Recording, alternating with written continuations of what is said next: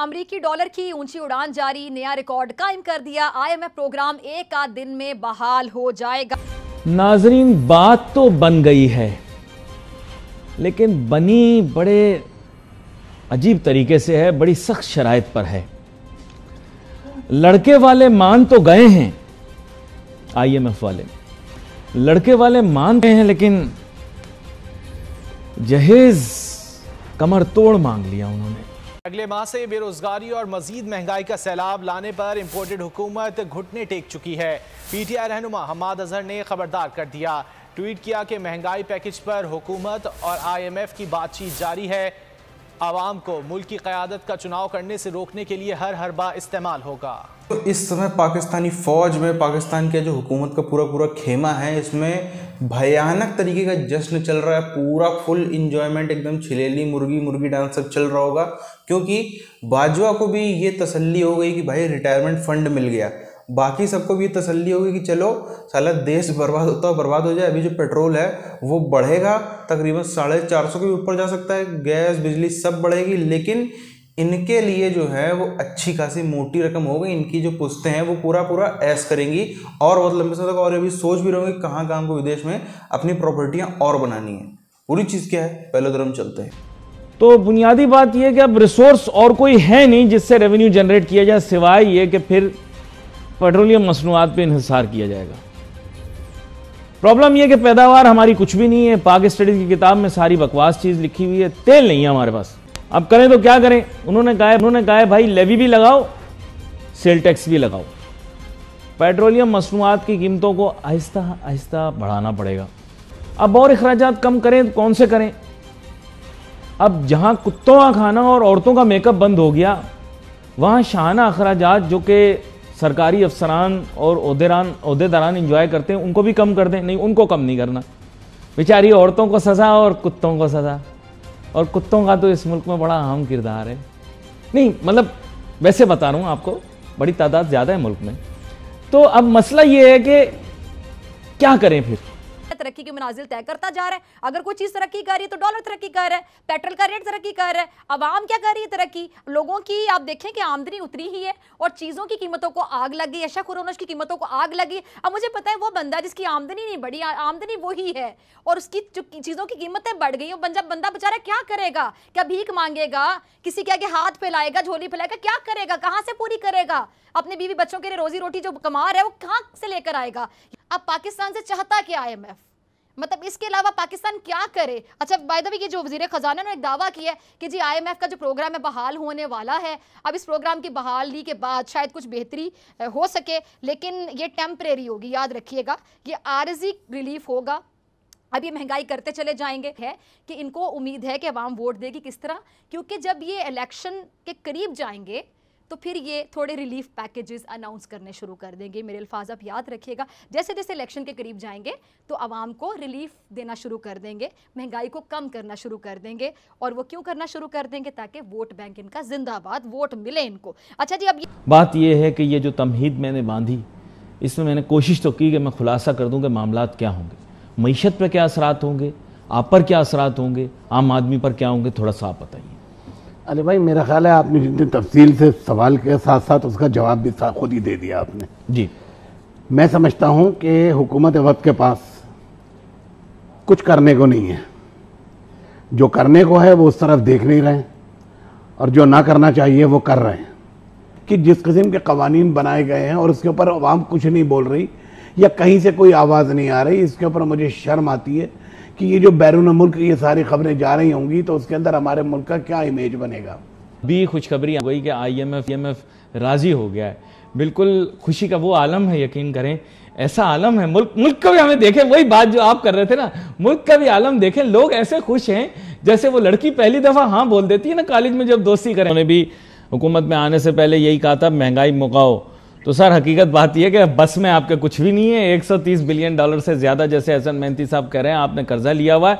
उनकी सुननी तो पड़ेगी। आपके अपने माशी हालात ठीक है नहीं, फिर चुपचाप माने उनकी बात को।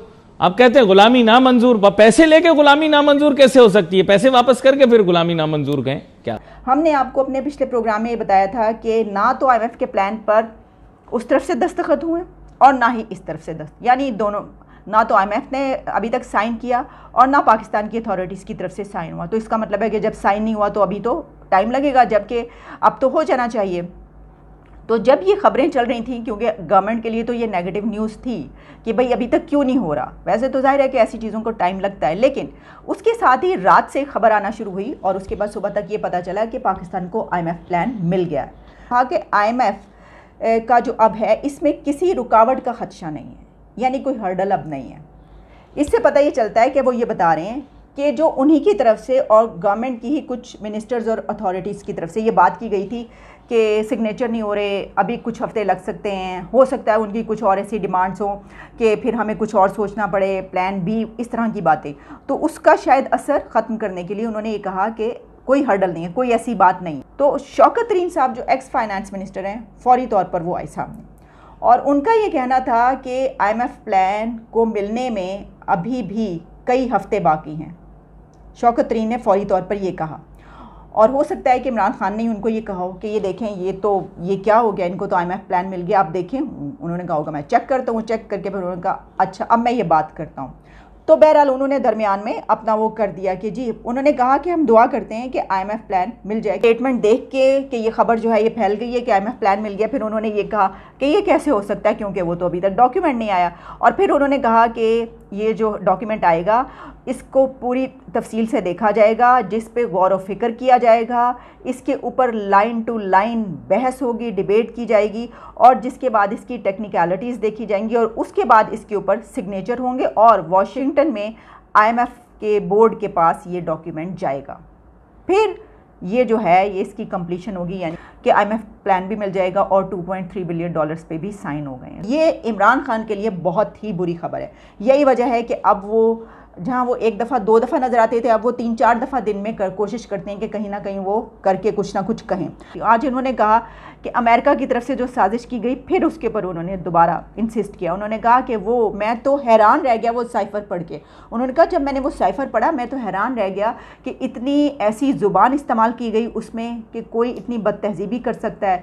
बिल्कुल मैनर्स के ख़िलाफ़ वो बात थी, गुड मैनर्स के ख़िलाफ़। मैंने तो कहा कि इसको फौरी तौर पर उतारा जाए और सज़ा दी जाए जिसने ये वाला लिखा है। और उसी के साथ उन्होंने अगले जुमले में बोला कि ये डाकू, चोर, लुटेरे, फजलू, भगोड़ा वगैरह वगैरह, डीजल। तो अपने यहाँ हिंदुस्तान में हमारे कुछ लोग, बल्कि बहुत बड़ी लोगों की संख्या है जो निराश हो जाते हैं ये सुनकर के। मतलब एकदम मायूसी की लहर छा जाती है कि 10 बिलियन मिल गया। 10 बिलियन मतलब कुल मिला के 2 से कर करके मिल ही जाएगा। 2.3 बिलियन इनको IMF से मिल रहा है। चाइना ने भी तकरीबन इनको 2 बिलियन से थोड़ा सा ज़्यादा इनका देने का वादा कर दिया। देखो मिलता कब तक है, क्या शर्तें होंगी, वो अलग की चीज़ है। थोड़ा बहुत ही कर करा के, क्योंकि IMF से मिल जाएगा तो ये बाकी देशों से भी थोड़ा बहुत हाथ फैला लेंगे, क्योंकि भीख मांगने में इनका कोई तोड़ नहीं है। मोटा मोटी हम मान लेते हैं इनको सब जगह से मिला करके 10 बिलियन मिल गया, जो कि जितना मिलेगा उससे लगभग थोड़ा ज़्यादा ही है, फिर भी मान लेते हैं। तो $10 बिलियन, इसको आप एक बार डिवाइड करो, इसको आप एक बार भाग दो 22 करोड़ जनता से। रुपए की अगर हम बात करें हिंदुस्तानी रुपए की, तो तकरीबन जो है ये अमाउंट बैठेगा 3545 हिंदुस्तानी रुपए।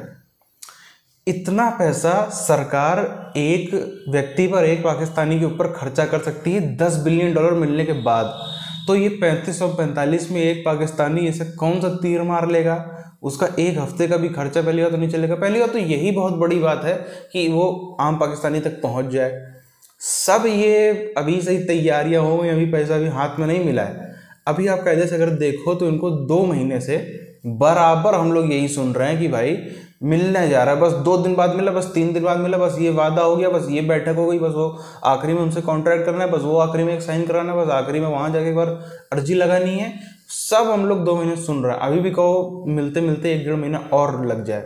लेकिन इसके बदले में IMF का तो चलो थोड़ा थोड़ा समझ में आता है, IMF की सारी शर्तें पब्लिक नहीं हुई हैं, लेकिन फिर भी समझ में आता है मोटा मोटी कि पेट्रोल के प्राइस डबल होने वाले हैं। अभी डबल से भी थोड़ा ज़्यादा भी हो सकते हैं समय के साथ में, लेकिन अभी कम से कम अगर 1-2 महीने में देखें तो 400 तक तो आराम से पहुंच जाएगा, जिस हिसाब से वो जा रहे हैं। बिजली महंगी होगी, गैस महंगी होगी, ये चीज़ महंगी होगी तो सब चीज़ महंगी होगी, ये भी सब हर कोई जानता है। यानी कि अगर ये सब चीज़ें 30-40% की दर से बढ़ जाती हैं, महंगी हो जाती हैं, तो बाकी सब चीज़ें जो है लगभग 60-70% की दर से इन्फ्लेशन उनका बढ़ जाता है, वो भी महंगी हो जाती हैं।